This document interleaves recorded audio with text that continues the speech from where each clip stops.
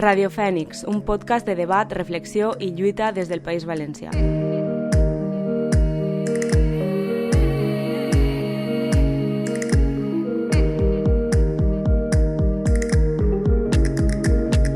En aquesta taula rodona, els ponents fan una crítica al paper del càstig en la nostra societat. Exploren alternatives comunitàries de gestió del conflicte i analitzen les seues complexitats. Problematitzen el concepte de reinserció i apunten a l'abolició de les presons com a qüestió fonamental. Assenyalen els biaixos ideològics i de classe del sistema penal i també alerten sobre els discursos d'odi del populisme punitiu, entre altres qüestions. Aquest col·loqui va tindre lloc l'estiu del 2024 en el marc de la tercera escola d'estiu. Hi participen Andreu Moreno, professor de Dret Penal i Penitenciari a la Universitat de València i advocat especialitzat en drets humans i llibertats civils, Vicent Almela, membre de l'Observatori del Sistema Penal i els Drets Humans de la Universitat de Barcelona, i Núria Olmedo, jurista i criminòloga, militant del moviment anticarcelari, amb la moderació d'Helena Bronchalo, graduada en Filosofia, Política i Economia. Esperem que gaudiu de l'episodi i recordeu, foc a les presons.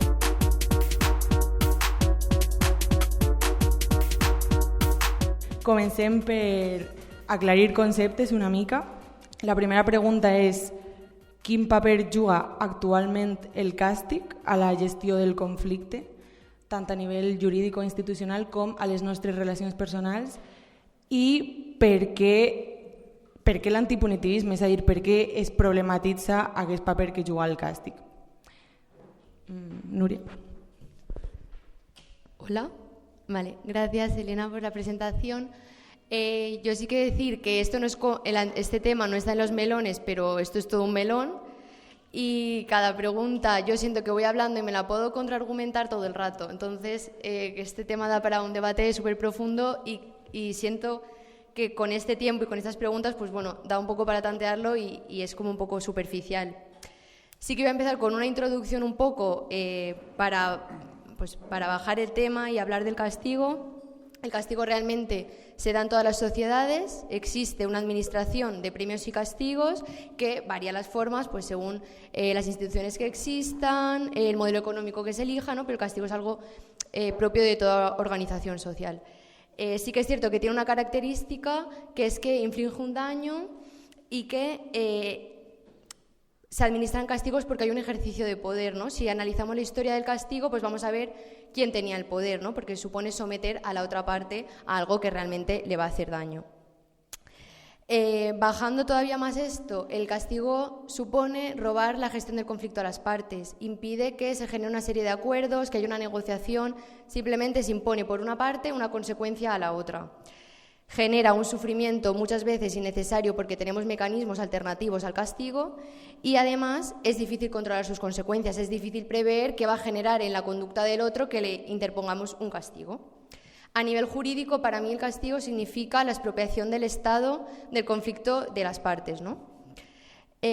Luego, a nivel criminológico, a mí me gusta hacerme la pregunta de que si realmente el castigo existe desde hace, pues bueno, en todas las sociedades y sirviera para prevenir la delincuencia, ya no tendríamos delincuencia, ¿no? Como que es una pregunta un poco tonta, pero que es un buen punto, creo que en el que empezar a pensar.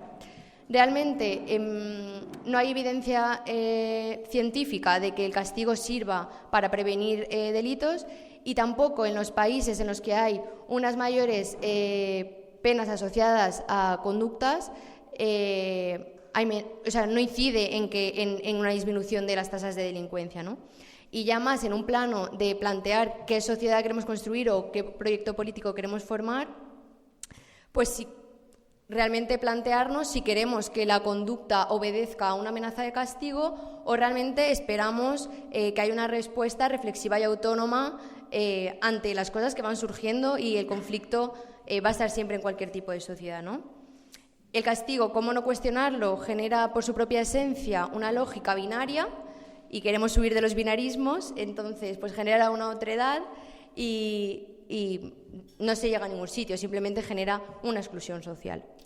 El punitivismo para mí representa la idea de que la violencia del Estado es legítima en algún momento y por último decir Y ya bajándolo, por ejemplo, a las cárceles, ¿cómo vamos a permitir la existencia de una herramienta que históricamente ha servido para criminalizar la pobreza, ¿no? Y cómo vamos a pensar que se puede reconquistar eso o que simplemente mediante el castigo podemos conseguir, mediante el castigo en sus diversas formas institucionales que han servido para reprimir a la clase obrera o disidencias, etcétera, pues cómo vamos a reapropiarnos de esto, ¿no? Hay que darle una vuelta, ¿no? Entonces, ese es un poco el marco en el que yo empiezo a plantearme este tema, ¿no? El castigo. No sé... Bé, moltes gràcies per la presentació, moltes gràcies a totes per vindre un divendres d'agost a una taula sobre antipunitivisme i pagar. Totalment d'acord amb el que dia la meva companya. Jo m'he cenyit un poc més a la pregunta que diu quin paper juga el càstig en la gestió del conflicte a nivell jurídic. Jo, com la cabra tira pel monte, pues me lo llevo al derecho penal i bueno, el primer que volia dir és que ja n'hi ha tota una branca del dret que estudia això, quin paper juga, o sigui, el càstig per a què, quin paper juga això en el conflicte, que és la teoria de la pena. Aleshores, crec que cal partir d'ahir, de que ja n'hi ha un estudi sobre això i ja s'ha debatit durant segles sobre això, també per no tindre la sensació de que estem pegant moscapotades contra la paret, i també partir de que existeixen multitud de teories al respecte d'això i que segurament, i també que les teories van mutant i van canviant, aleshores que tampoc n'hi ha que tindre una idea molt fixa o no preocupar-se molt si no tenim una idea molt fixa. En resum, ràpidament, crec que és important conèixer que n'hi ha essencialment dos teories o dos tipus de teories, que per una banda són les teories absolutes, que el que plantegen és que la finalitat de la pena, la pena és una finalitat en si mateixa i que el càstig porta implícit una pena i la finalitat és la pròpia pena, perquè la pròpia pena ja reestableix el dret, és a dir, tu has incomplit el dret i a través de la pena el dret es restableix l'ordre social i la víctima se sent retribuïda per al dany que se li ha causat perquè l'altre ha pagat o l'altre. Aquesta és un poc la idea de les teories absolutes que naixen a finals del segle XVIII, principis del XIX, i que les actuals deriven de les teories de Kant i de Hegel, és a dir, són teories que ara ens poden semblar un poc llunyanes i un poc arcaiques, però en aquell moment plantegen coses bastant revolucionàries per a mi, que és que el poder no està en mans de Déu i que la persona que incompleix la llei no és un pecador, sinó que és un contracte social en què tot el món essencialment estem d'acord i el càstig va en aquesta línia un poc més allunyar de conceptes religiosos, que això en el segle XVIII estava bastant bé. Actualment és molt criticable, però bueno, partim d'ahir de les teories absolutes que parteixen d'aquesta base. Les teories relatives replantegen aquestes teories més absolutes i inclouen un concepte nou que és la prevenció, és a dir, diuen no, la pena, a banda de la funció retributiva de retribuir a la víctima i de reinstaurar l'ordre social i el dret, tenen una funció preventiva també. És a dir, quan tu imposes una pena a algú, esperes que faci un efecte de prevenció i separen en prevenció general i prevenció especial. Prevenció general és que la resta de gent diga aquesta persona porta 2 anys en presó per fer això, jo no vaig a fer-ho, perquè no vull córrer la mateixa sort. Aquesta és la prevenció general. I la prevenció especial és que la pròpia persona a la que se li imposa la pena diga després d'estar en presó i reflexionar sobre el que he fet i assumir la meva culpa, que és molt cristià, però penseu que estàvem en el segle XVIII quan apareix tot això, a través de redimir la meva culpa no tornaré a fer això. Per tant, hi ha una prevenció especial en concreta d'aquesta persona. Aquestes són les dues grans teories, els que plantegen que la pena en si és la finalitat i els que plantegen una finalitat retributiva i reinstauradora de l'ordre social. Després hi ha teories mixtes que entenen que no és ni d'una forma ni d'una altra, que hi ha que veure i que pot haver funcions diferents en cada cas.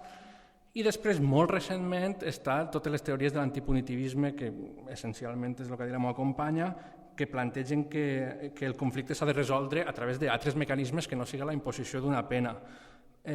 Essencialment, crec que diríem naixen a partir de tres vies que jo crec que la primera és tots els col·lectius o els moviments propresos o de treball en presó.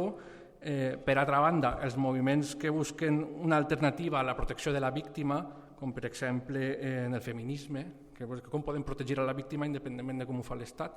Ahir també es parteixen de plantejaments antipunitivistes i a través de moviments que plantegen fórmules de resolució de conflictes alternatives.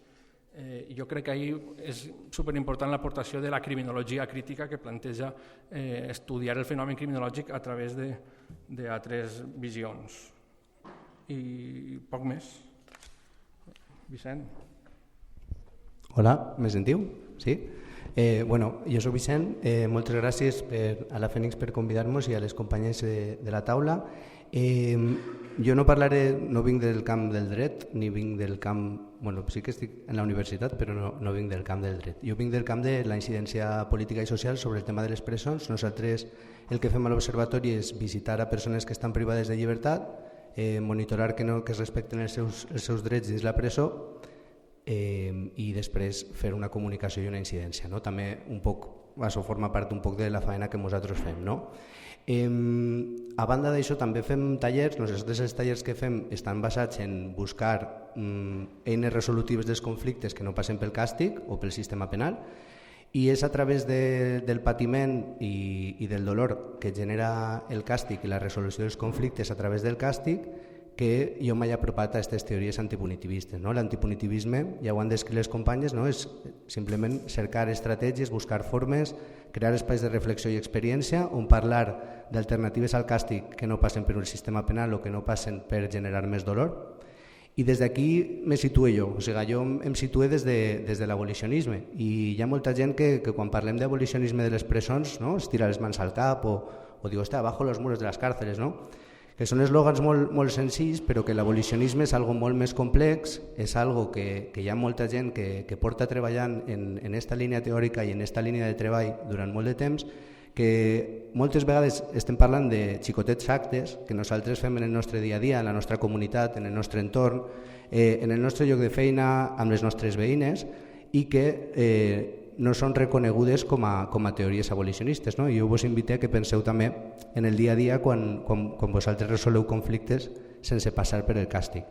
Antipunitivisme o abolicionisme no són conceptes que moltes vegades queden com eslògan o estan estereotipats. Això vol dir no fer res. L'antipunitivisme passa per l'acompanyament, passa per el reconeixement, passa per l'autoresponsabilitat, passa per la reparació, passa per el diàleg, passa per les necessitats de la víctima. És a dir, és molt més complex que resoldre el conflicte amb el càstig o resoldre el conflicte a través del sistema penal, que és lo fàcil. Jo la tesi que porto avui aquí és una tesi de que jo no crec que es pugui jutjar o gestionar un conflicte d'una forma igualitària, igual que en l'educació. Moltes de vosaltres ho veieu, no hi ha una sola manera d'ensenyar, no hi ha una sola manera d'aprendre, tampoc hi ha una sola manera de gestionar els conflictes. Hi ha moltes, molt diverses, se necessita recursos, se necessita experiència, se necessita espais com este per a poder-lo parlar, i jo me situo des d'esta tesi. Jo considero que cada conflicte i delicte té una possibilitat de reparació diferent i que per això fan falta recursos. Avui, un poc en les preguntes, anirem aprofundint i a mi també m'agradaria que fos un espai que vosaltres també, si teniu alguna cosa que mos pugueu parar, que pugueu preguntar i que generem un espai de diàleg sobre això, perquè jo crec que això ja és una pràctica abolicionista i antipunitivista, el fet d'estar avui sentades així parlant d'això. Moltes gràcies als tres. Jo crec que ha quedat prou més clar el paper que juga el càstig al sistema penal, per què problematitzem això i què vol dir l'abolicionisme, què vol dir intentar abolir això, que és prou complex. I ara volia preguntar concretament per l'àmbit de les agressions masclistes. O sigui, en aquest àmbit, què vol dir o quines estratègies es poden seguir per a arribar a un feminisme antipunitivista? Sí, por ejemplo. ¿Por qué no? Ya que estás aquí. Com a qüestió prèvia, sí que respecte del feminisme antipunitivista o com porta l'antipunitivisme a les agressions masclistes, crec que s'ha de dir que és una qüestió molt específica i molt complexa també. De fet, podria qualificar-se totalment com a meló, perquè estem en contra de l'aplicació del dret penal, estem en contra de les presons, però quan hi ha una violació, què passa en l'agressor? I també tampoc és un tema del que jo sigui expert, doncs puc aportar quatre línies molt bàsiques que m'agradaria que pogueren desenvolupar si n'hi ha alguna experta allà al fons de feminisme antipunitivista que podria aportar alguna cosa. Crec que és important crear una retòrica pròpia i evitar reproduir la retòrica del punitivisme, és a dir, intentar evitar reproduir la idea de que les dones són innocents, bones, sexualment susceptibles, és a dir, a vegades també evitar encórrer en aquesta retòrica que és molt, per a mi, molt la retòrica que parteix del punitivisme i plantejar altre tipus de retòriques i altre tipus de plantejaments. Per exemple, en el tema del nom de les lleis i de les campanyes de no és no, després, no, és que clar, no és no, no queda clar, no sé què anem a dir, solo sí és sí, que queda molt més clar. Si no és que sí, és que no, perquè clar, no és no, però si no és sí, no, anem a aquest debat. Ara estem en el solo sí és sí. I ara es replanteja el debat. Ja, però solo sí és sí, què vol dir? Que les dones sempre han de tindre clar en qualsevol moment que és que sí. O sigui, no pot haver un dubte, recau tota la responsabilitat sobre la dona, sobre dir sí, no, tal. Aleshores, aquest tipus de debats que en el feminisme se tenen, en la retòrica antipunitivista també s'han de contemplar i evitar moltes vegades la victimització de la dona en les qüestions d'agressions sexuals i del punitivisme. I així també crec que s'evita, evitant aquestes retòriques, s'evita la tentació de que t'acusen de que eres còmplice de l'agressor. Si planteges que no, és que jo no estic a favor d'endurir les penes als agressors sexuals, és com, aleshores estàs a favor de les agressions sexuals. No? Sempre crec que el feminisme antipunitivista té aquesta espada de Damocles ahí damunt, és que si dic que no vaig augmentar les penes, la gent em dirà que estic a favor i que estic a favor de l'agressor. I això crec que es canvia canviant la retòrica i canviant les paraules i la forma d'explicar les coses.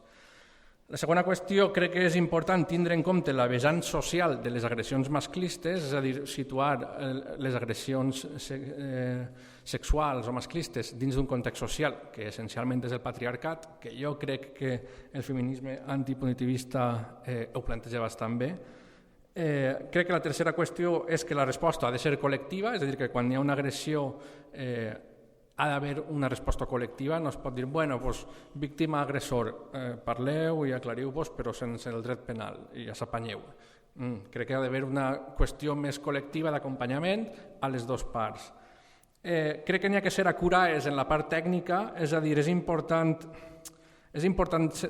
atendre també les qüestions tècniques de la conceptualització, de la graduació, dels principis de proporcionalitat, quan s'estableixen protocols d'agressions sexistes, és a dir, quan hi ha protocols o el punt violeta o aquest tipus de mecanismes, hi ha que ser tècniques també, hi ha que observar, hi ha que pensar que la criminologia ho ha estudiat, que el dret penal ho ha estudiat i n'hi ha que veure què es pot aportar des de la tècnica jurídica, des de la tècnica criminològica a això.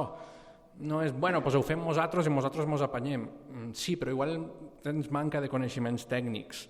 També pots muntar-te tu la teva ocupa i punxar la llum i no passa res, però si tens algú que sap d'electricitat, quasi que millor que faci ell això. No? Aleshores, ser apurats també en la part tècnica, perquè són qüestions molt complexes que moltes vegades s'intenten posar solucions molt senzilles, i això passa per desconeixement moltes vegades de la part tècnica. I després, crec que una altra cosa és no partir de zero. Quan es posen en marxa pràctiques de feminisme antipunitivista, crec que n'hi ha que tirar mà d'experiències prèvies.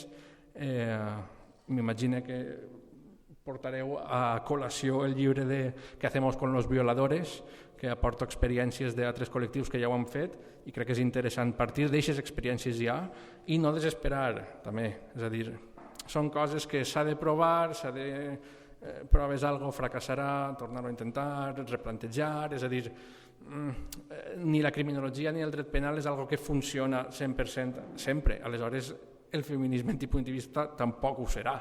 Fracassarà en molts aspectes, però bueno, sempre n'hi ha que anar un poc veient on ha fracassat i intentant reconfigurar-lo. Núria.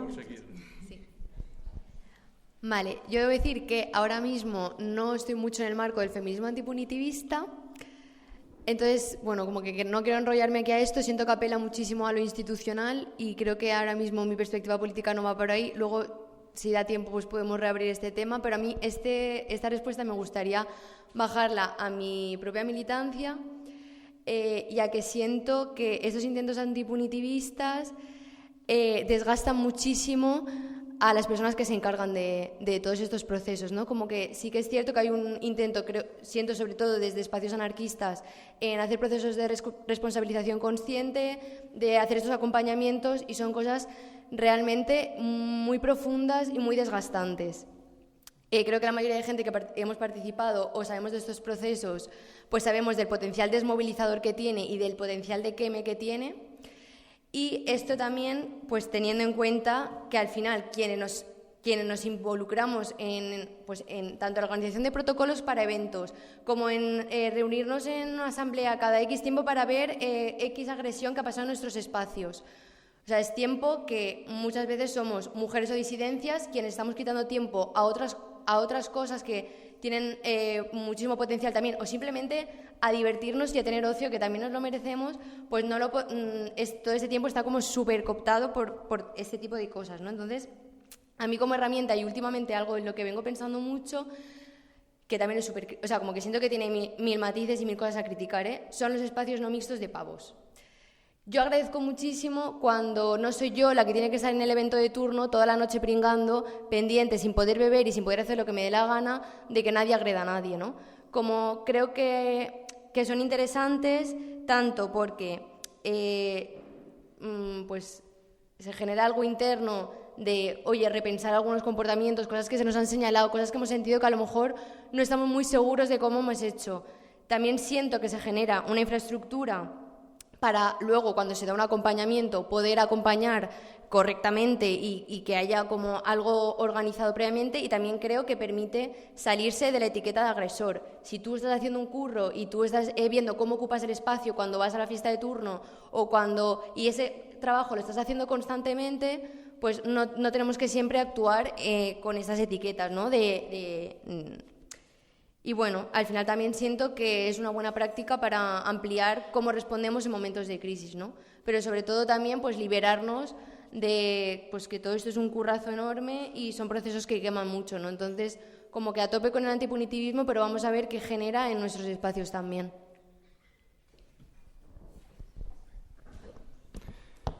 Sí, yo, bueno, el que puedo aportar desde aquí es un poco pues la experiencia de altres dones, no? Pues com Laura Macaya, com Paz Francés, com Col·lectiu Agrupació Mujeres Presas d'Aragón, com Maria Macaba, com Michelle Alexander, que parlen de la gestió o des del feminisme antipunitivista. Nosaltres, una de les tasques que fem quan fem una entrevista amb una persona que està privada de llibertat, nosaltres no preguntem el delicte, no? Però a vegades les persones ens volen fer saber per quin delicte estan empresonades, no? Aleshores nosaltres ens entrevistem amb persones que han comès delictes vinculats a agressions sexuals, no? Aleshores, en 2023, per exemple, per donar alguna dada, va haver 21.825 denúncies per delictes contra la llibertat sexual, una de cada 5 eren per violació i el 42% de les víctimes eren menors. En l'última dècada han augmentat un 14%. Això vol dir que el sistema penal, el funcionament que està donant i la gestió que està fent d'aquest tipus de delictes és una gestió que no està solucionant el problema de base, no? Aleshores, nosaltres des d'ací i també des de l'acadèmia o des de les esquerres o des dels moviments socials, no? I també estic molt d'acord amb el que comenta Núria de tot el que suposa la gestió i en qui acaba recaient, no? I perquè al final és un càstig col·lectiu que s'assumeix. el que passa en les presons, per exemple, una persona que està privada de llibertat, vale, per un delicte, hi ha una cosa, no sé quin contacte tenim amb les presons, però que es diu el PIT, no? Que és el Programa Individual de Tractament, que depenent del teu delicte doncs, tens assignats una sèrie de tallers a la presó. No? Aleshores, jo conec a molts homes presos que tenen en el PIT el taller contra les violències sexuals.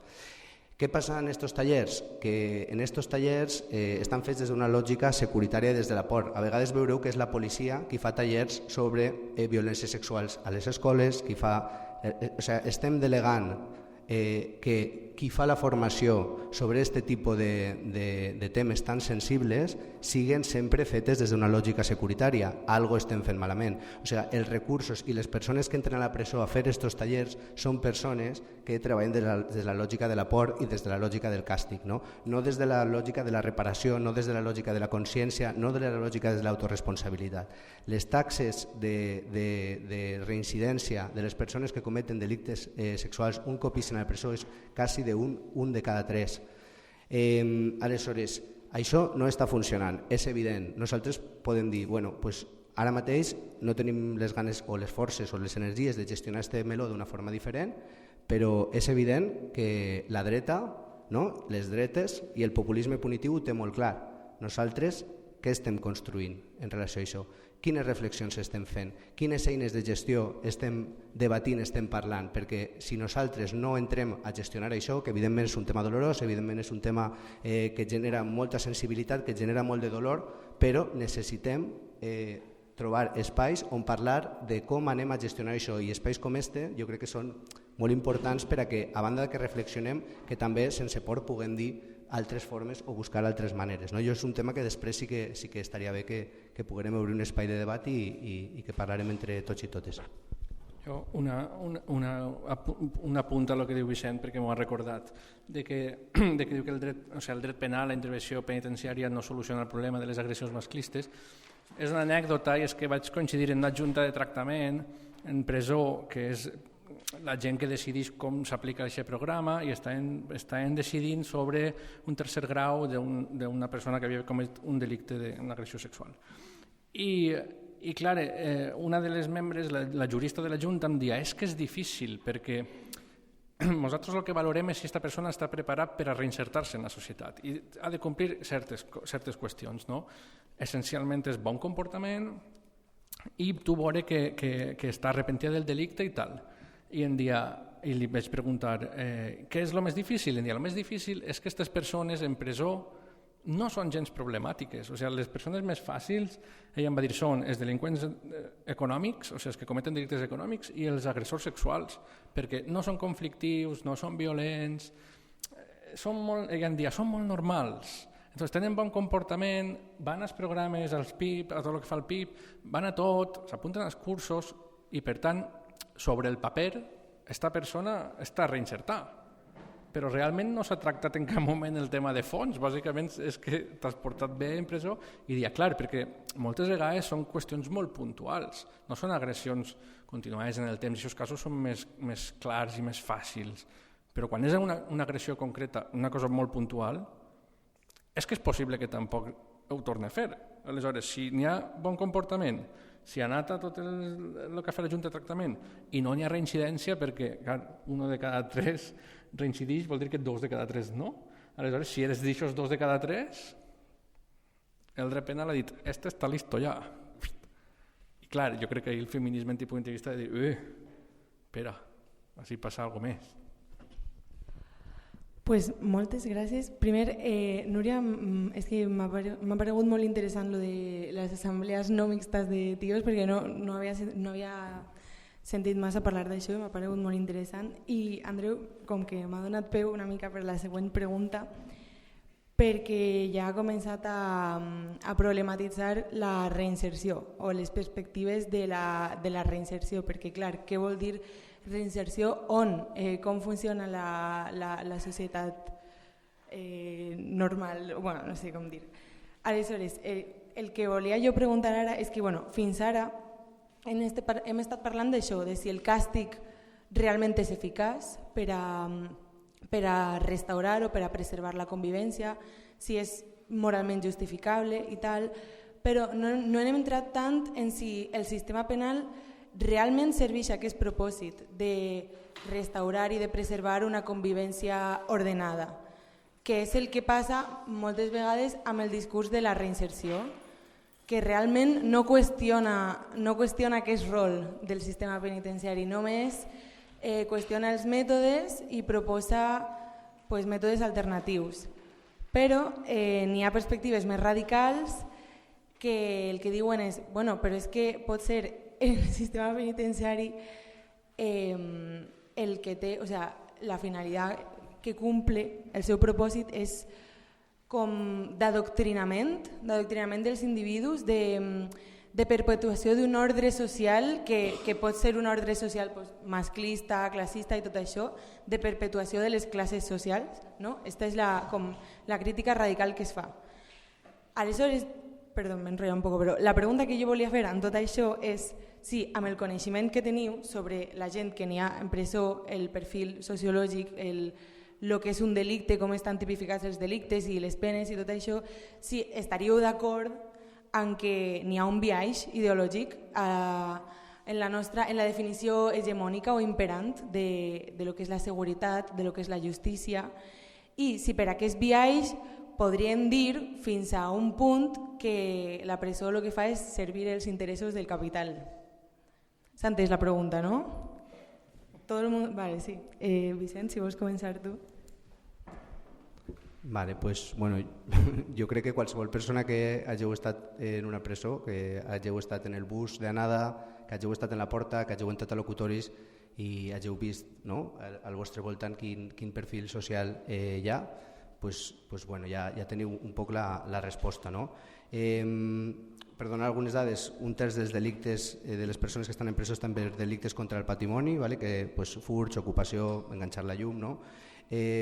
Una cinquena part estan contra la salut pública, vale? Per delictes de trepitgeo, menudeo de droga o per majoritàriament dones que porten droga en el seu cos, fent servir el seu cos per a passar-la de continent.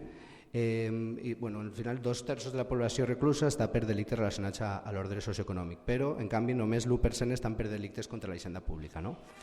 El 50% de les persones estan en diagnosis de salut mental, o sigui, hi ha una patologia dual, no? que té a veure amb l'ús problemàtic de substàncies i la salut mental, que nosaltres, per exemple, en les persones que entrevistem és molt majoritari. Vosaltres penseu que si vosaltres en la presó teniu un comportament, diguem, formal, o sigui, vosaltres compliu amb el vostre pit, vosaltres compliu, li dieu de dona als funcionaris, teniu un bon tracte, vosaltres tindreu una cosa que ells anomenen beneficis penitenciaris, però que realment són drets penitenciaris. No? Aleshores, els comportaments dins la presó, no? I hi ha presó dins la presó, no? Estem parlant de cel·les d'aïllament, no? Una persona, hi ha algunes persones que estan anys, no? amb trastorns de personalitat i en diagnosis i en patiments psíquics que estan completament deshumanitzades en aquestes cel·les, no? En algo que és completament brutal, o sigui, on les taxes de suïcidi són 3 vegades més altes que en el carrer i que són espais molt deshumanitzats. La presó està el lumpen, en la presó està el que la societat no vol veure als carrers. És així, o sigui, és molt dur, però és la realitat de les persones. Aleshores, evidentment que hi ha un biaix del sistema per apartar el que no vol veure i també d'infringir la por, si no et comportes segons les lleis aniràs a la presó. A mi hi ha un tema que m'agradaria introduir així, que és el tema del populisme punitiu, que avui en dia està molt de moda, no? O sigui, totes estem veient en la televisió com parlen de col·lectius com los menas, los ocupas, no? D'una manera d'estigmatitzar un col·lectiu i deshumanitzar-lo, o sigui, com funciona la maquinària del populisme punitiu en la deshumanització de la persona, apartem el context, no ens interessa aquesta persona, quin context social, quina és la seva realitat, quina és la seva salut mental, simplement l'anem a estereotipar, l'anem a deshumanitzar i l'anem a utilitzar per afavorir els nostres interessos polítics, del sistema o d'ordenació, no? Aleshores, això jo sí que crec que és algo que hem de tenir molt en compte, que avui en dia va així el tema de la seguretat, no? O va així el tema de la por, no? Ens estan introduint enduriments del Codi Penal, ens estan endurint que augmenta la població penitenciària, estan sortint els albises, buqueles, urbans, no? Que estan dient que hem de fer macropresons per a estar segures. No?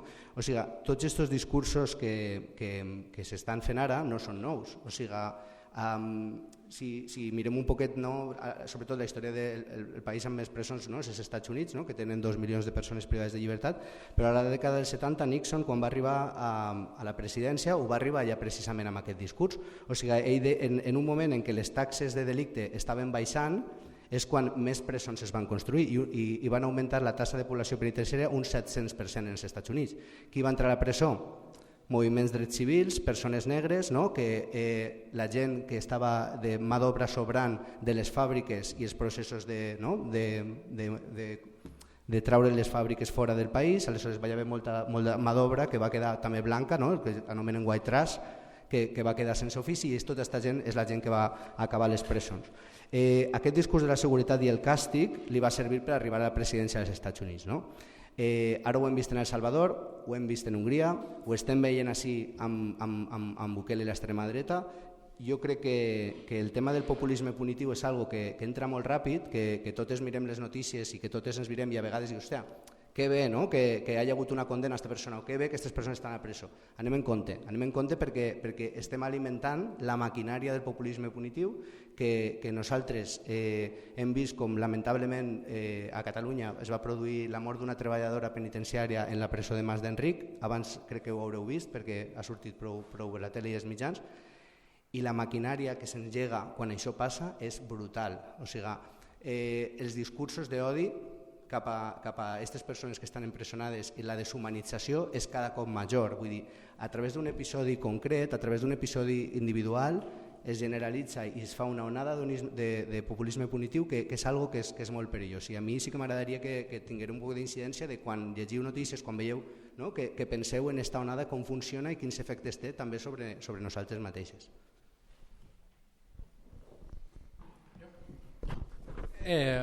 Vale. Respecte de la primera pregunta que feia, que és si els conceptes de seguretat i de justícia tenen un biaix ideològic, i arran de lo que estava dient Vicent,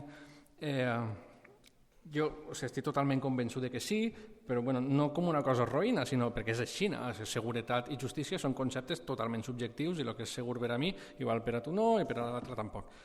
Aleshores, òbviament, hi ha una part subjectiva que s'ha de concretar. Jo, quan es diu Desocupes, m'han recordat que en classe donem una assignatura que és seguretat pública i el primer dia de classe, jo ho faig el primer dia perquè no vull que tinguin coneixements previs per respondre'm, els poso per grups i dic, digueu-me quins són els 10 principals problemes de seguretat que vosaltres considereu.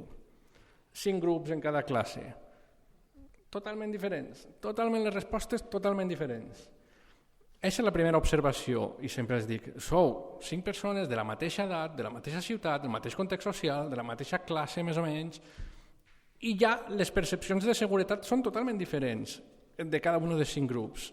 I la segona observació, que això és una cosa més interna meua, que m'he donat compte és, primera, que la violència de gènere no sol eixir mai com un problema de seguretat, quan el 80 o el 90% de la classe són dones. Eixa una, i la segona és que últimament m'apareix l'ocupació. Quan això, al principi de donar classe, ja a mi ningú em parlava d'ocupació. I ara, tots els anys, n'hi ha com a mínim un grup que diu l'ocupació. I és un poc això, la idea de que s'està alimentant aquesta maquinària punitivista. Per tant, sí, seguretat i justícia són conceptes ideològics en tant en quant són conceptes subjectius, en tant en quant són conceptes polítics, que en funció de com entengues tu la vida ho entendràs la seguretat d'una forma o d'una altra o de la teva circumstància personal. Que la presó serveix als interessos del capital? La resposta és sí. Una observació inicial sí que vull fer, que és que jo no crec que sigui una orquestació perfecta de que el capital té tot atado i bien atado i... No és així tampoc. Sobre la marxa van improvisant molt. Però sí que és veritat que van tirant mà d'aquest recurs, però no està tot tan clar i tan maquinat. és una tendència de política criminal i, per tant, no són monstruos extraordinarios, no vamos a darles esa grandeza que diu Albert Pla.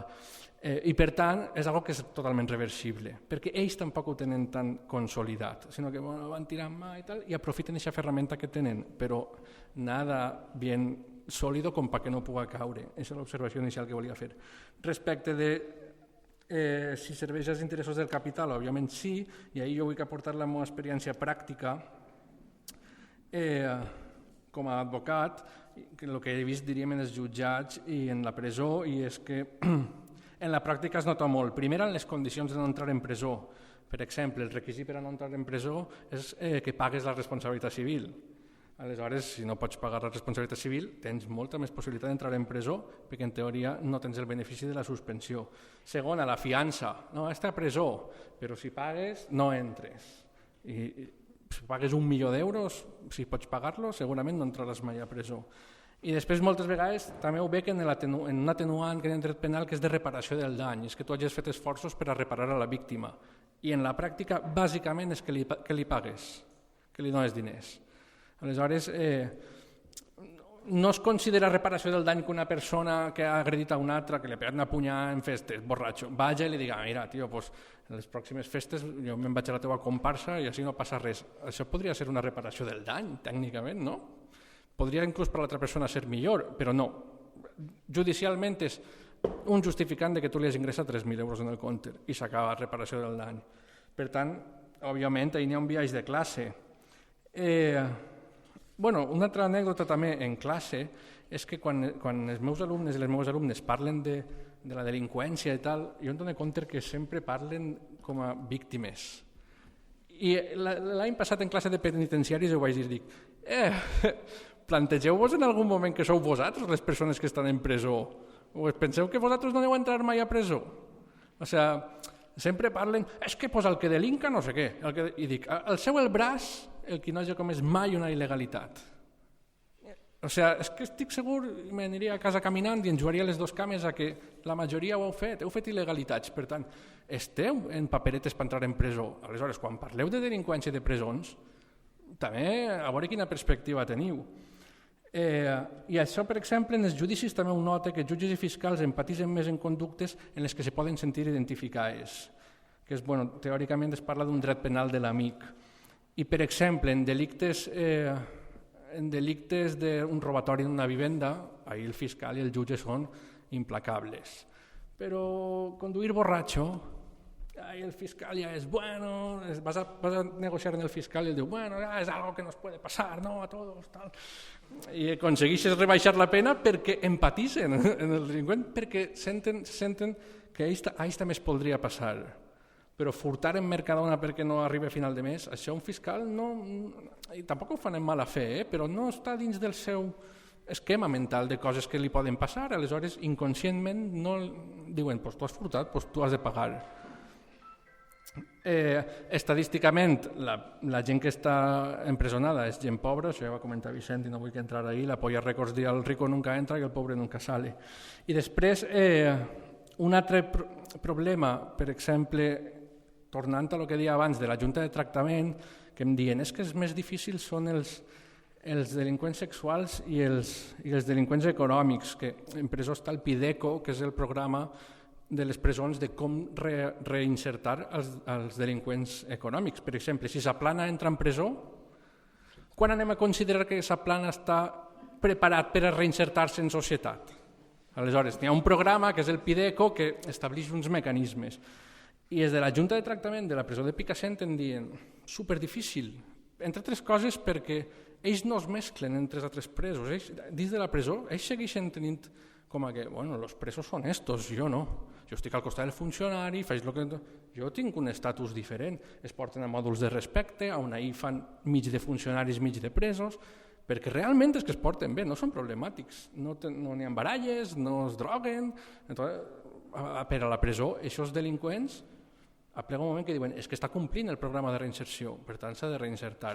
Però realment Saplana té aquest canvi de mentalitat de que ara ja no ha de ser un corrupte, no ho sé, però ahir es nota el viatge de classe també. Vale, y una cosa súper rápida, ¿no? Que creo que es muy, en cuanto a cómo o qué tiene que ver con, bueno, sí que tiene que ver con los intereses del capital, o sea, como que sí que creo que es muy ejemplificativo ver en qué contexto surge la cárcel y surge para transformar el tiempo de vida de las personas en tiempo de trabajo, en tanto fuerza productiva, ¿no? Como que surge como para disciplinar al cuerpo, para prepararlo para el trabajo, ¿no? En un momento concreto. Y ahora mismo, como trasladando esto a un contexto de políticas económicas que dificultan el acceso al empleo, que hay una mayor precarización de la vida, pues lo que su función es ese control de una masa excedente de personas, ¿no? Y en todo aquello en lo que la cárcel no puede entrar, entran los servicios sociales, ¿no? Como creo que no puedo irme de aquí sin decir que para mí los servicios sociales son la contraparte del sistema penitenciario, es la misma moneda y son pues las dos caras, ¿no? Y conjuntamente, pues según el momento económico en el que se encuentra, pues cumple un papel u otro, ¿no? Pero siempre como muy relacionado con esa masa excedente de personas. Bueno, moltes gràcies. Crec que era molt important també no preguntar-se només que com gestionem les conductes problemàtiques o perilloses, sinó què es considera una conducta problemàtica o perillosa per tot el que hem dit del biaix de classe tan fort que n'hi ha. I també això que has dit de cuando una persona rica, corrupta, tal, se considera que está reinsertada, en plan, ¿cómo se determina eso? Em ve molt bé per a la següent pregunta, que és això de la convivència, no? Si és que aquesta persona no dona problemes, és una persona pacífica, no sé què, tal, i és que fins ara hem parlat de la convivència com la cosa a la que cal aspirar, perquè hem de gestionar el conflicte, hem de restaurar la convivència i tal, però clar, el que estem veient amb el que estan exposant les ponents és que en el sistema actual, el sistema capitalista, una convivència ordenada i normal també és una convivència violenta en un sentit. N'hi ha violències estructurals que ens travessen a totes. Aleshores, jo em preguntava si... jo sent que jo de vegades tinc contradiccions entre la meva crítica antipunitivista, la meva perspectiva antipunitivista i el meu desig de fer justícia i de canviar les coses. I si creieu que són inherents o superables aquestes contradiccions i com es pot integrar l'antipunitivisme en el teu, he dit agenda revolucionària, en la teva agenda revolucionària és la pregunta. No sé qui vol començar. Sí, venga. Vale, creo que muchas veces esas contradicciones que nos generan como criticar el sistema penitenciario surgen de falta de contacto del sistema penitenciario. O sea, justamente para mí hacer justicia es abolir el sistema penitenciario. O sea, como que ser tan consciente, o sea, como que exista hoy en día y como muchas de las personas presas dicen, centros de exterminio, como que para mí mi concepto de justicia necesariamente pasa por criticar y abolir todo lo que tiene que ver con esto, ¿no? Entonces, como en esa agenda revolucionaria, a mí me gusta hacer, como me ha servido hacer un trabajo de abstracción de lo que es un delito. Un delito es un hecho, y igual que al que socialmente le hemos dado un valor y que muchas veces responden a políticas criminales concretas, ¿no? Pero realmente son hechos que ocurren, que conllevan un daño y que generan un conflicto, ¿no? O sea que no podemos pensar que en nuestra sociedad ideal no van a haber conflictos, ¿no? Entonces, necesariamente pasa por empezar a reapropiarnos y aprender a cómo nos enfrentamos a los conflictos que van a existir siempre, ¿no? Para mí pasa necesariamente porque por la sustitución del sistema penal por formas descentralizadas y de regulación autónoma de los conflictos. Implica necesariamente una vida donde tengamos una comunicación directa, donde haya un enraizamiento de la persona y haya una respuesta social, y todo esto pasa por tener una comunidad o tejido o, bueno, como queramos llamarlo, ¿no? Por lo que para mí en esa práctica revolucionaria necesariamente implica empezar a practicarlo, ¿no? Anticipar como los medios tienen que ser acorde a los fines Y creo que esto se ve muy claramente en procesos como, por ejemplo, tienen una teoría bastante interesante cómo lo ponen en práctica las mujeres kurdas, zapatistas, el movimiento de liberación negro siempre o sea, como tienen muchísima tradición abolicionista y han puesto en práctica 1.000 millones de prácticas, o sea, como que realmente es un trabajo de recuperación, pero desde otros lados, y justamente pues quizá no ha sido Occidente, pero desde otros lados sí que han hecho ese trabajo y en sus procesos revolucionarios o en sus procesos de revuelta han estado incluidas estas prácticas. Entonces quizá pues nos falta aprender como recoger toda esta tradición y ver de qué forma empezamos a hacerlo. Y luego siempre, como cuando hablamos de revolución, pues hablamos de reforma, ¿no? Y a mí me gusta hablar, en este caso, de que este discurso de crítica al sistema penal a nivel institucional, es que realmente es coetáneo al origen de la cárcel su propia crítica, porque es que no, o sea, era evidente que no era eficaz, ¿no? Pero justamente como en los países en los que se han cogido este discurso y lo han institucionalizado, lo que está pasando es que se está ampliando el conjunto de penas que hay en el Código Penal. Es decir, vale, la cárcel es mala, pues vamos a tener alternativas a la cárcel. Como que en un primer momento nos puede sonar bien, pero lo que se está produciendo es una extensión de la red penal. Cada vez hay más conductas que están siendo penadas. Conductas que antes eran muy leves y que no estaban teniendo una respuesta penal, ahora la están teniendo porque tenemos una pena nueva, ¿no? Y el estudio el seguimiento que ha habido en los países en los que ha habido mayor variedad de penas y se ha ido como generando como este circuito de alternatividad, realmente se ha demostrado que no se recurre menos a la cárcel, sino que simplemente se castigan más penas, ¿no? Entonces, como que toda la reforma, pues bueno, como que al final pues sirve a lo que sirve porque la reforma es lo que es, ¿no? Y también decir que por ejemplo, también desde teorías abolicionistas se habla mucho de, justamente, desde la crítica que hacía el feminismo a las cárceles que no estaban adaptadas para las necesidades de las mujeres, lo que conllevó fue que se crearan más cárceles, o sea, como que las mujeres empezaron a estar más en la cárcel, porque simplemente se estaban generando más cárceles adaptadas a las necesidades de las mujeres, ¿no? Entonces, como que todo este circuito o toda esta crítica está siendo como constantemente reapropiada y es como pues muy perverso, ¿no? Es como, las mujeres también tenemos derecho a tener cárceles. Pero, ¿tú quieres ir a la cárcel? Sí, té raó, totalment d'acord. Crec que n'hi ha una consideració inicial que ja s'ha introduït, que és que el conflicte no té per què ser dolent o indesitjable, és més. Crec que cal partir d'una base que és que el conflicte és inevitable, en qualsevol societat va haver conflictes sempre, perquè és natural a la societat. De fet, Núria ho comentava abans també, que deia, sempre s'ha perseguit el delicte, tal, si fos eficaç el delicte ja no existiria, i segueix existint perquè sempre va haver transgressió de la norma i sempre va haver conflicte que resoldre. De fet, la criminologia fa molt de temps que ha abandonat ja la idea d'acabar con el crimen. Vull dir, això ja no, des de la criminologia no s'estudia així, no, s'estudia de com anem a gestionar això de la millor forma possible. O sigui, això és el plantejament que qualsevol criminòleg es fa. Ningú es planteja, no, com anem a acabar en el delicte este? Això és molt antic. Aleshores, és que és inevitable el conflicte, l'hauràs de gestionar, per tant, tampoc hi ha que tindre por a que hi hagi un conflicte. I després, per altra banda, hi ha vegades que el conflicte és que és desitjable. De fet, hi ha teories d'Urkheim i això que sou de sociologia ho sabreu millor que jo, que plantegen que el crim té inclús una funció social. Per exemple, desenvolupa el dret. Conforme van cometent-se els delictes i va regulant-se això, el dret va desenvolupant-se i va perfeccionant-se.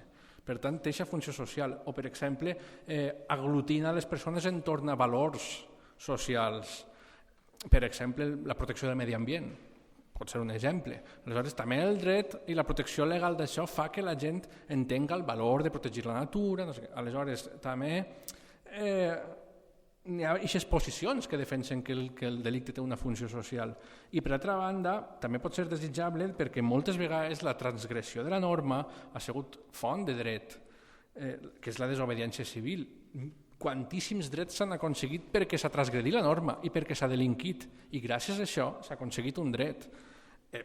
Jo què sé, no cal que vos posi l'exemple de l'autobús, com li diuen a aquesta senyora? Rosa Parks, o sigui, l'exemple clàssic, és un delicte? Sí. Ha aconseguit dret? Sí. Aleshores, a vegades inclús és desitjable que hi hagi un delicte. Hi ha contradiccions en criticar el sistema penitenciari amb el nostre desig de fer justícia. Jo és que entenc que no és una contradicció, sinó que són termes totalment compatibles. És a dir, és totalment compatible pensar jo vull fer justícia i vull abolir les presons o el sistema penal. O sigui, entenc la contradicció, però també vull que penseu en la part de que no és una contradicció. Per exemple, el que deia Núria d'aprendre de les experiències de Chiapas, de l'exèrcit zapatista o del Kurdistan, de Rojava, però és que està inclús institucionalitzat això. Colòmbia té la jurisdicció especial indígena, que tenen una jurisdicció especial que té mecanismes, per exemple, la presó no existeix, o sigui, que existeixen alternatives que no tenen, o sigui, alternatives no, sistemes que ja funcionen, que funcionen d'aquesta manera. Aleshores, eixa gent se sent que se fa justícia en la seva comunitat? Segurament sí, però en un altre plantejament. Aleshores, tampoc hem d'inventar res. La justícia també és un concepte molt subjectiu, com he dit abans, i per tant també vull que abandonem la idea de que és que totes les víctimes volen això, volen presó, perquè, per exemple, en processos de justícia reparativa de les víctimes d'ETA, membres d'ETA, que s'han fet experiències de diàlegs i tal, moltes vegades les víctimes prefereixen això. O, per exemple, un cas d'una agressió sexual, que parla d'un cas real que vaig portar jo, que a mi la víctima em dia, a mi em dona igual que estigui a 5 anys, que 7, a mi això em dona igual. El que vull és que em pague el que em deu i no tornar-lo a veure mai. Aleshores, totes les víctimes d'agressions sexuals volen més presó pel seu agressor? És que igual tampoc és això. I després també crec que així fugirem un poc també de la justícia de masses, de dir, no, pues això, los menas, por ellos, o sea, i genera un poc un sentiment de justícia de masses que crec que l'antipunitivisme ha de frenar això també. N'hi ha una escena brutal que no vaig a reproduir de Los odiosos 8 de Tarantino, que no sé si l'heu vista, però n'hi ha un verdugo que està en companyia de la dona a la que té que tallar-li el coll i li diu, lo millor que el pot passar a tu sóc jo, perquè jo el tallaré el coll i ximpun i me n'anirem a casa. I jo no vull ni veure't patir, diu, si jo no estic i venen la família i els amics de la persona a la que has matat, ahí tens tu el problema, perquè ahí sí que tindràs un problema. Aleshores, que jo siga el verdugo que el talli el coll igual és el millor que el pot passar a tu. Jo crec que aquesta funció també té que fer-la l'antipunitivisme, de frenar aquesta justícia de masses. Bueno, bàsicament ja ho han dit, jo enganxaré un poc des de lo que comentava la Núria del tema de també com des de la política institucional i la no reapropiació, o sigui, vull dir, la cultura del càstig sempre s'ha qüestionat, vull dir, l'edat mitja era la mutilació, la forma de càstig, no? Era treure una part d'un cos a algú o era tallar-li el cap. A la plaça també hi havia gent que anava a protestar contra aquestes mutilacions i també hi va haver un moviment, no?, que és l'humanisme, que entre altres propulgava altres models de càstig, no? Vull dir, sempre s'ha qüestionat, ara mateix des de la política institucional també es qüestiona. Quins són els límits? Que no s'estan anant a base del problema. O sigui, des de la política institucional s'està dient que los presos tengan mejores condiciones en las cárceles. En Catalunya ha passat una cosa que és prou curiosa, que és que a Catalunya hi ha 457 dones privades de llibertat. D'estes 457, ara mateix estan, moltes d'elles, hi ha 3 centres que són mixtes, que no són per a dones, però són mixtes, tenen un mòdul, i després hi ha la presó de Batràs, que si algunes l'heu vist, heu estat per Barcelona, no? Passejant per allí la podeu veure. No? És una presó que no era una presó abans, no? Havia sigut una escola, és un espai on se generen unes dinàmiques de comunitat molt més grans que en una presó de màxima seguretat com pugui ser Brians. No? Aleshores, en esta presó, per exemple, ara el Departament de Justícia farà una nova presó en la zona franca, no? On està el CIE, davant.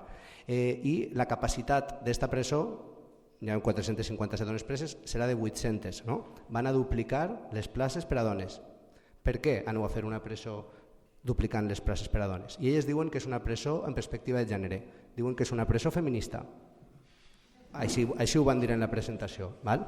Aleshores, la reapropiació de les paraules que nosaltres utilitzem també per part de la institució a l'hora de definir estructures de càstig, no? I que a banda tinguen, no? La cara de, en una roda de premsa fer una declaració així, demostra també la reapropiació d'esta crítica a la cultura del càstig que s'està fent des de les institucions. O sigui, anem molt en compte. No? Anem molt en compte amb el reformisme, anem molt en compte també, jo per exemple treballo en una entitat, bueno, és un observatori, tampoc no tenim massa recursos, però també amb el reformisme, és a dir, nosaltres estem plantejant alternatives a la cultura del càstig també des dels nostres moviments, des de les nostres associacions, des del nostre sector, estem ficant parxes? Preguntem-nos això també, perquè vull dir, a vegades nosaltres fem campanyes contra jo què sé, les contencions mecàniques, contra el primer grau i la salut mental, contra campanyes concretes, però realment estem anant a l'arrel del problema? Jo crec que no.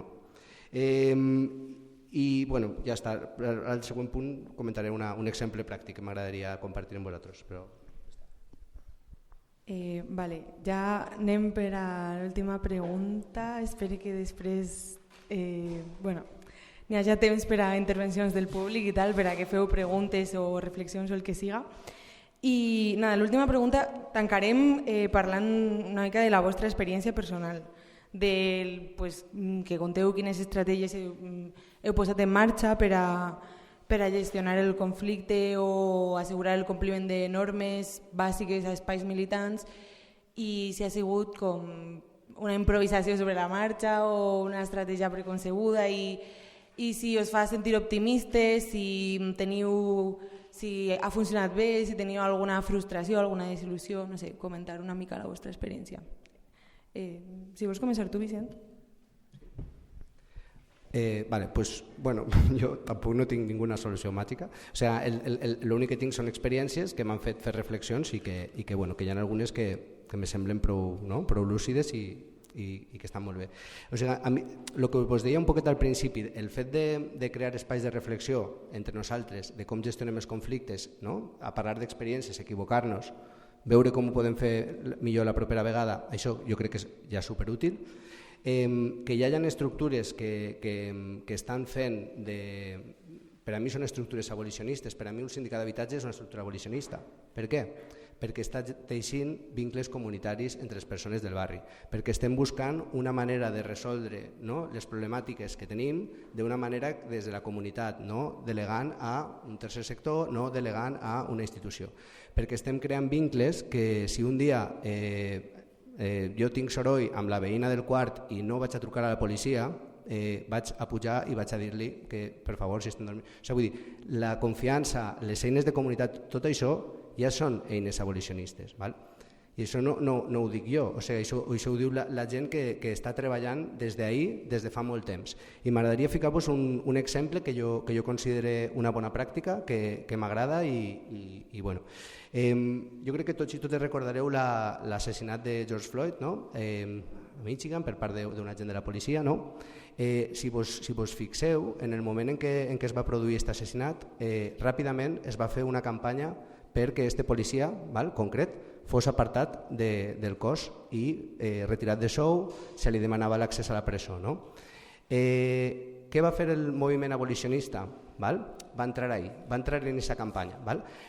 La primera línia de la campanya era càstig, o sigui, nosaltres hem patit dolor, han matat a una persona, nosaltres volem càstig, volem que aquesta persona acabi en la presó, volem que aquesta persona ho pague, no només aquesta persona, sinó tot el seu entorn, perquè quan una persona entra a la presó també és castigat el seu entorn, recordem que totes les famílies i les persones que el visiten. Què va fer el moviment abolicionista negre i la comunitat negra? Es va clavar en aquesta campanya. Van parlar amb la família i van organitzar una campanya que a tots us sonarà, primer era Black Lives Matter i després es va convertir en Defund the Police. És la campanya que va anar associada, que va entrar en aquest moviment. Què va fer la campanya de Defund the Police? Això no és una poma, això s'existeix sencer. El problema és en el model de policia que tenim en aquest estat.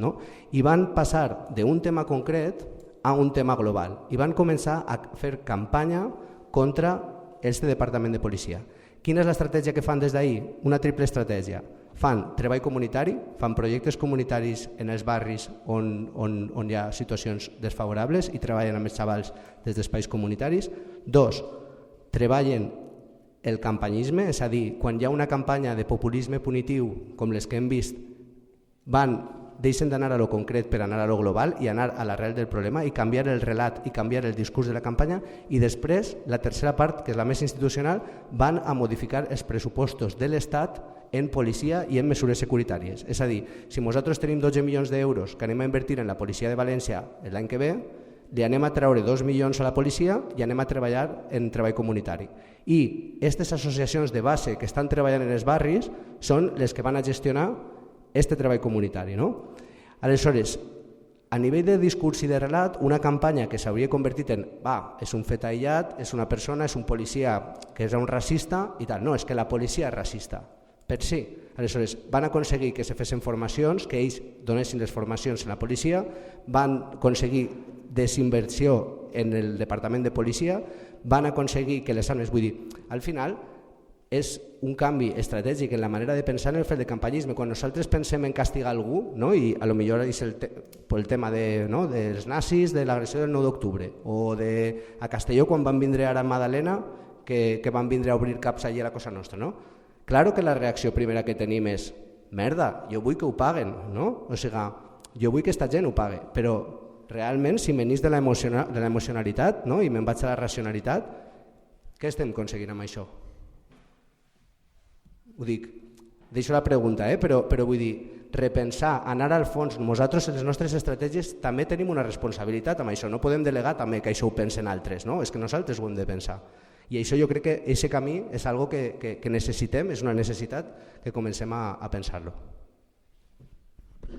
Por alusiones de lo del 9 de octubre, claro, como el abogado era yo,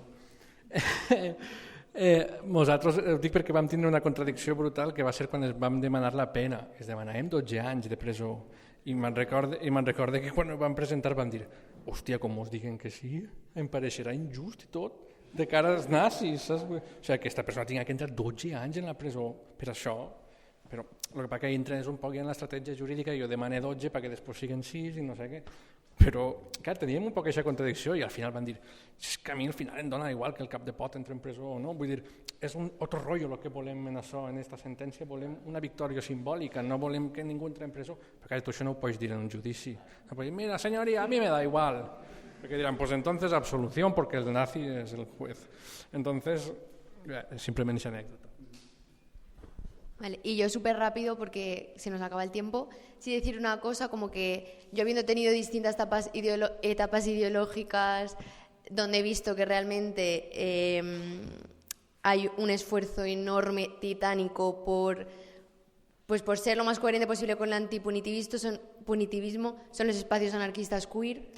Creo que se hace un trabajo gigante y bueno, iba a hablar de diferentes cosas porque yo participo en un centro social que se ha abierto recientemente en Valencia y bueno, como que sí que es un espacio queer y desde ahí, o sea, como que estoy aprendiendo muchísimo y es un cuestionamiento constante y un cuidado constante y bueno, es que tú no me preguntas, ¿no? No sé. Es que ¿nos podemos alargar un poco o no?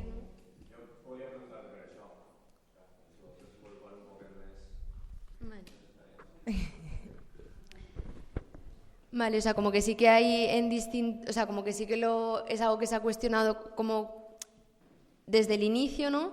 Sí que se han establecido unas líneas ideológicas claras, o sea, como aquellas cosas que eran debatibles, aquellas que no, o no debatibles no, o cosas en las que teníamos consenso. Una de ellas ha sido, por ejemplo, el uso del veto. También nos hemos cuestionado muchísimo cómo participamos y si teníamos fuerza para ser parte de los procesos de responsabilización cuando se dan agresiones en nuestro espacio. También se ha hablado, por ejemplo, de los protocolos. Yo quería decir que los protocolos ahora mismo, que es una cosa que se da bastante por hecho, que pues tiene que estar en cualquier fiesta o en cualquier espacio. Yo soy bastante crítica. Creo que en Valencia hay ejemplos en los que ha servido para lavar la cara a espacios que tienen dinámicas de mierda y simplemente han sacado su protocolo y ya está todo libre de violencia machista. Y luego sí que internamente, como que es algo en lo que hemos ido pensando y tenemos como les tabelles, que son una forma de trabajar en asamblea. Hacemos pequeños grupos de 3 y como que estamos trabajando, o sea, como para que los conflictos no lleguen a más, aprender a comunicarnos guay, Entonces, me estoy explicando fatal, es que me siento muy acelerada, perdón. Bueno, como que lo que yo quería expresar es que se hace un trabajo en todos los niveles, tanto en cuanto a violencia machista, pero que eso no es suficiente, sino en cómo nos relacionamos, y en cómo nos relacionamos pues que ya va construyendo pues lo que queremos, ¿no? La sociedad que queremos. És que, clar, una cosa que, si no ho dic, rebentaré. Jo crec que moltes vegades el problema, la pregunta que ens fem és, bueno, ja, ¿y qué? ¿Sabes? O sea, vale, sí, abajo los muros, vale, però com es partix en una agenda revolucionària l'antipunitivisme? I jo crec que bàsicament és introduir un esquema de 3 pates, que és canvis individuals, canvis col·lectius i canvis del sistema de justícia. És a dir, jo crec que ha d'haver canvis individuals, que és, per exemple, abandonar aquesta concepció del dualisme de lo que està bé i lo que està mal. Mira, a vegades fas coses que no estan bé del tot, en plan de mentir està mal. Bueno, a vegades una mentira no és el mateix que una altra, és a dir, abandonar un poc l'esquema ese de no, això està bé, això està mal, a nivell individual. I també abandonar el concepte de culpa. De fet, és un concepte que des del dret penal s'ha abandonat, ja no eres culpable d'un delicte, sinó penalment responsable. És a dir, i llevar-nos també tot aquest concepte de culpa. Bueno, doncs has fet alguna cosa, anem a veure, vaig a analitzar-ho, a nivell intern cada un, no? Vaig a analitzar-ho, vaig a qüestionar-me, a veure què puc fer per reparar-ho, què puc fer perquè no torni a passar, i deixar-te estar si eres culpable o no. Aquí l'únic culpable que hi és el cura. I després tindré una consciència crítica de tot això. De dir, bueno, vaig a ser crític també, igual el que he fet doncs, vaig a replantejar-me, o això a nivell individual. A nivell col·lectiu, crec que primerament s'ha de ser crítics amb la idea del càstig, això és essencial, sigui a nivell d'un col·lectiu local o algo més institucional, dona igual. El que es treballa a nivell col·lectiu, s'ha de ser crític amb la idea del càstig. Després, qüestionar també el sistema, el propi sistema que fa aquest càstig, si és la presó, doncs, tot el sistema que envolta la presó, si és una agressió masclista, doncs, tot el sistema patriarcal, no sé què, o sigui, contemplar aquesta visió també social. I després intentar aplicar-ho a nivell col·lectiu, encara que siga a xicoteta escala, per exemple, en casa, o sigui, no cal ni ser militant actiu, és a dir, jo, per exemple, m'ho plantege en les meves filles, o sigui, les vaig a castigar, no, o sigui, si fan alguna mal, li dic que no ho faça, li ho expliquen, però aquest plantejament, portar-ho a la família, portar-ho als col·legues, portar-ho a nivell col·lectiu on siga, i si és un col·lectiu, diríem, més organitzat, doncs millor encara. I després, la primera, canvis individuals, la segona, canvis col·lectius, i tercera, canvis en el sistema de justícia, i ahí crec que es divideix en 2. Una és el canvi de mentrestant, perquè moltes vegades caiguem en l'error de dir, bueno, volem les presons, però entonces què?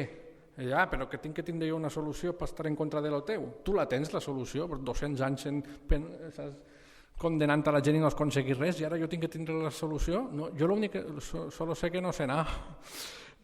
Solo sé que lo teu, yo solo sé lo que no quiero, diu Societat Alcohòlica.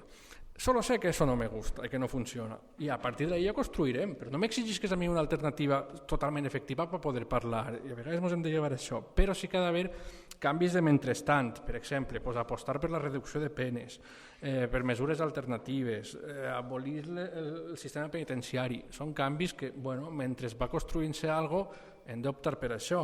I després, l'altre canvi important és el canvi d'horitzó. És a dir, no volem un sistema penal, però quin sistema volem?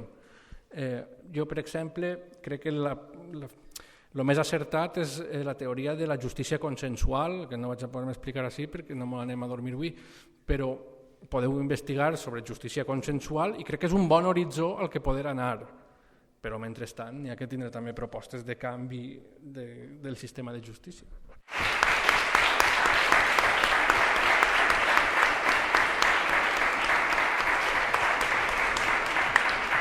Esperem que vos hagi semblat interessant.